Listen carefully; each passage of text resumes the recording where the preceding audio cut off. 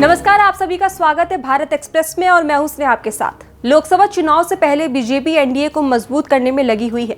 लोकसभा चुनाव 2024 से पहले जहां नीतीश कुमार की जेडीयू की बीजेपी में वापसी हुई, तो वहीं अब ये खबर सामने आ रही थी कि ओडिशा की बीजू जनता दल भी एनडीए में शामिल हो सकती है। बता दें कि बुधवार 6 मार्च को भुवनेश्वर में बीजेडी के मुख्यमंत्री नवीन पटनायक के घर नवीन निवास में चुनाव को लेकर लंबी मीटिंग हुई थी।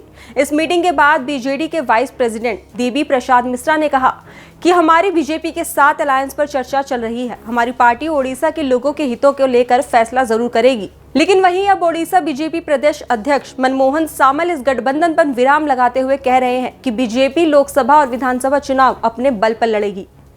तो वहीं बीजेडी एनडीए में शामिल होते होते क्यों अटक गई, इसके बारे में आपको बताएंगे, लेकिन उससे पहले आपको थोड़ा बीजेपी और बीजेडी के रिश्ते के बारे में बताते हैं।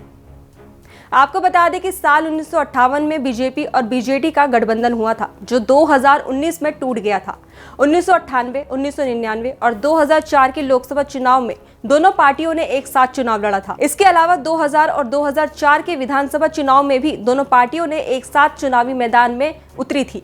दरअसल बीजेडी एनडीए की सबसे भरोसेमंद पार्टी मानी जाती है, लेकिन 2009 के लोकसभा चुनाव और विधानसभा चुनाव में सीट शेयरिंग के मुद्दे को लेकर अलायंस टूट गया था। जहां बीजेडी चाहती थी कि विधानसभा चुनाव में बीजेपी 163 सीटों में से 40 पर चुनाव लड़े, तो वहीं बीजेपी 163 में से 63 सीटों पर उम्मीदवार उतारना चाहती थी। तो वहीं आगे लोकसभा के लिए भी बीजेपी को 21 में से सिर्फ 6 सीटें ही देना चाहती थी, लेकिन बीजेपी ने 9 सीटों की डिमांड की थी। सीट को लेकर हुई इस खटपट में बीजेडी और बीजेपी की गठबंधन टूट गई। तो वहीं इस गठबंधन के टूटने के बाद दिवंगत नेता सुषमा स्वराज ने कहा था कि नवीन पटनायक को यह गठबंधन तोड़ना काफी महंगा पड़ेगा। अब आपको बता दें कि ओडिशा में लोकसभा और विधानसभा चुनाव एक साथ होते हैं, तो वहीं ऐसे में सीट शेयरिंग को लेकर बीजेडी ने 147 सदस्यीय ओडिशा विधानसभा में 100 अधिक सीटों पर चुनाव लड़ने की मांग की, जो बीजेपी को मंजूर नहीं है। मौजूदा विधानसभा में क्षेत्रीय पार्टी के 114 सदस्य हैं और शुरुआत में उसने बीजेपी के साथ बातचीत के दौरान 112 सीटों की मांग की थी। बीजेपी के एक वरिष्ठ नेता ने कहा, बीजेडी लगभग 75% विधानसभा सीट की मांग कर रही है, जो हमें स्वीकार नहीं है। उन्होंने कहा कि ऐसी स्थिति राज्य में बीजेपी की संभावना पर प्रतिकूल प्रभाव डालेगी।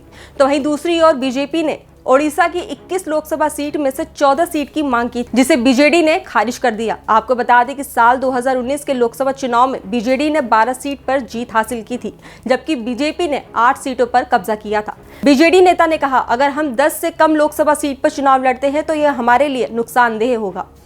फिलहाल खबरों में इतना ही। बाकी देश दुनिया की तमाम खबरों के लिए देखते रहिए भारत एक्सप्रेस। नमस्कार।